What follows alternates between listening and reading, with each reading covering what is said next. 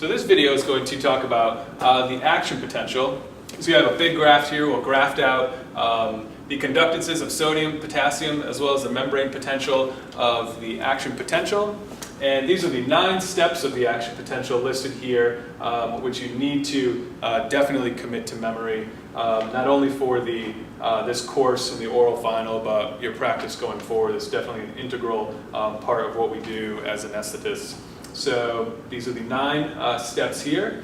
We'll use these 9 steps to kind of guide, kind of drawing out the different relationships of the membrane potential and sodium and potassium's involvement over time here on this graph. So let me just explain this graph a little more. It's actually the top half of the Guyton 510 diagram, which if you haven't been exposed to or aren't familiar with at this point, you will be. And it's a great, great all-inclusive diagram, kind of what's going on with the action potential at the neurocellular level.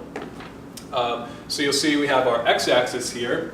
It's listed in milliseconds, and we're only talking about up to 1.5 milliseconds. So you can see there's a lot going on, but it happens over a very short period of time, which is necessary, obviously, for coordinated movements.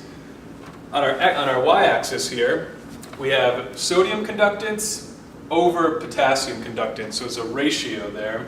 And these decimals are just expressions of this ratio. So at 0.001, potassium, being in the denominator, is 1 over 1,000. So potassium is 1,000 times the conductance across the cell membrane than sodium. And as we move up and our decimals get smaller, at 0.1 it's 1 over 10, 1/10.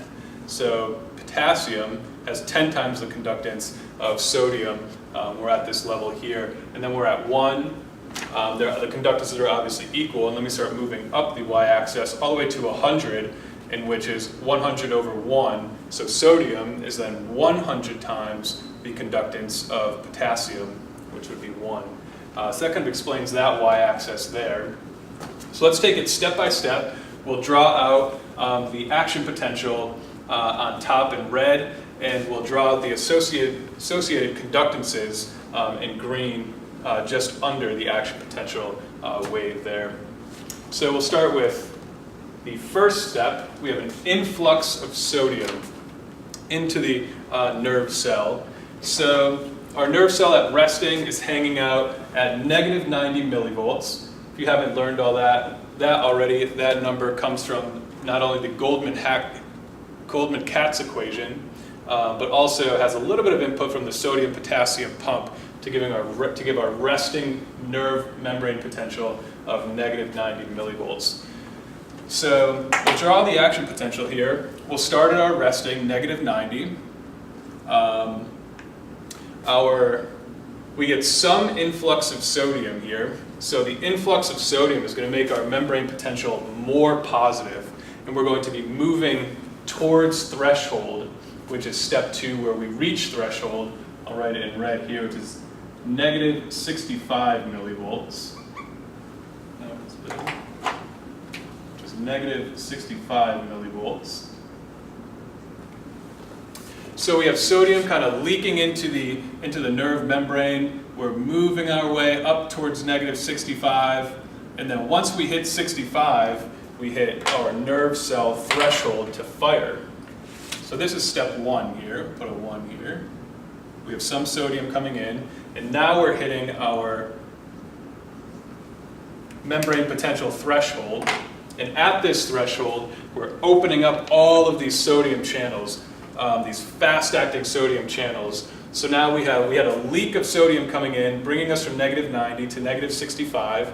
Now we've reached our threshold at negative 65 from whatever stimulus that stimulated this nerve, and we're getting a lot of sodium into the cell. So I'm just going to draw this out here. So we're now, this line is just going to refer to this axis here. So this line is just talking about membrane potential. We'll get to the conductance here in a minute. So we come up, we have some sodium in, we hit negative 65, and bam, we have all of our sodium channels opening, and we're really rising our membrane potential from negative 90 all the way up to a positive 60 here. And anything above 0 is considered an overshoot. I believe that's on Guyton 510 as well. We're shooting over 0 millivolts on our membrane potential. So let's look at our conductances then. We're looking at baseline. We're at our conductances are 0.01, so our potassium has 100 times the conductance of our sodium. So we actually have 100 times as much potassium leaving the cell as we do have sodium entering. And again, that helps to really give us our negative 90 millivolt membrane potential at rest. So we're kind of hanging out here at 0.01 at start when we're at negative 90 at our baseline threshold for our nerve fiber, nerve cell. Now we've talked about we have all this sodium coming in, increasing our membrane potential. Well, also, if we're having all this sodium in, we're having a lot more sodium across that membrane than potassium, so our conductances are changing also. And this line really shows how dramatic of a change those conductance changes are. So we're going from 0.01, potassium is 100 times the conductance of sodium, and this line is going to take us all the way up here to over 10.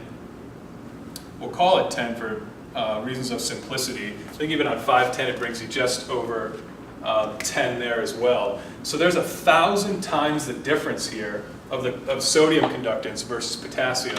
So now we get up to 10, and our sodium is 10 times the conductance across the cell membrane than potassium, also showing us that our big overshoot here in positive potential. So we have all this sodium rushing into the cell, making the cell much more positive, taking us from negative 90 to positive 60, and our conductance from 0.01 all the way up to over 10 there. So that kind of brought us through even the first 4 steps. We had our influx of sodium, we reached threshold, our fast sodium channels opened, we had that big rush of sodium in, brought our membrane potential all the way up towards positive 60. Now that's our increased EMF. So that is actually step 4 here. So we have 1, 2, 3 is our fast sodium channels opening, and 4 can kind of be drawn anywhere along here, but that is essentially our increase in electromotive force, increasing our membrane potential to positive 60. So now, this action potential is firing along, but our cell is always trying to get back to baseline, resting baseline. So how do we do that? Obviously, it'll tell you these fast sodium channels are going to open and close right away, whereas these voltage-gated potassium channels, which start opening at the same time our sodium channels are opening, but they're much slower in what they do. So step 5, our voltage-gated potassium channels are open and are starting to equal out these conductances here. So now we said these sodium channels are much faster than our potassium channels are working. So our sodium channels have opened, shot our membrane potential up, and now our potassium channels are starting to open. So 2 things we'll see. We're not getting all that sodium rushing into the cell, and we're actually having another cation and potassium leaving the cell. So our membrane potential is going to start to fall, and our conductance is also going to start to fall back into the favor of potassium, where potassium down here is more conductant than sodium. So our sodium channels start to close, potassium channels are opening, our membrane potential is starting to fall here. It's going to come all the way back down to baseline, and we're actually going to go under baseline as well, which I'll show you in a minute here. Accordingly, like I mentioned, our drop in membrane potential is going to have its drop in conductance as well. So our sodium channels are closing, potassium channels are opening, potassium is becoming much more permeable. It's becoming much more permeable across the membrane than sodium. So now we have brought our membrane potential back down to negative 90, but accordingly too, our sodium channels, just as fast as they've closed and as slow as our potassium channels have opened, those potassium channels are going to slowly close over time too. So we now have, because of the slow nature of the potassium channels, we have undershot our conductance here. So you'll see we've gone from 0.01 at baseline to 0.001. So now our potassium, instead of being 100 times the conductance of sodium, is now 1,000 times. And that's going to affect our membrane potential as well, where you'll see where you'll see this positive after potential as listed on Guyton 510 as well. So this, we've gone through step 4. We just talked about our voltage gated potassium channels opening, kind of doing their thing. So we'll have 5 here. And accordingly, we also get a drop in our EMF as we have much more potassium leaving than sodium entering now. So again, just like 4 can be drawn anywhere on the upslope, 6 can be drawn anywhere on the downslope. And gets us to step 7 with our refractory period. So now, we talked about this positive after potential, where the cell is more hyperpolarized than baseline. It's less than, it's resting at -90. So this is a point where our sodium channels have closed and are now refractory to any further stimulus to that nerve, which you'll see especially in cardiac is a very, very important concept to understand. So this is actually step 7 here, put it right down here, and this encompasses the time that we are below our resting membrane potential. So how do we get back to our resting membrane potential? Well, that's what we talked about. This -90 comes from our golden hats equation, but not only that, there's some sodium-potassium pump involvement as well. So we're now hanging out below -90, and it's the sodium-potassium pumps embedded within the membrane that actually bring this membrane potential back to its resting -90, slowly, quote unquote, but over time, over these milliseconds here. And then concurrently, the correction of the sodium-potassium pump brings our sodium and potassium conductance ratio line back to baseline. So that is step 7, the influence of the sodium-potassium pump. That's step 7 is refractory period. That's step 8 here. We'll put 8 here. And then this is kind of this step 8 involves this upslope line here back to baseline, which is, as I said, the influence of the sodium-potassium pump. And then last but not least, step 9, we have come back to our baseline membrane potential.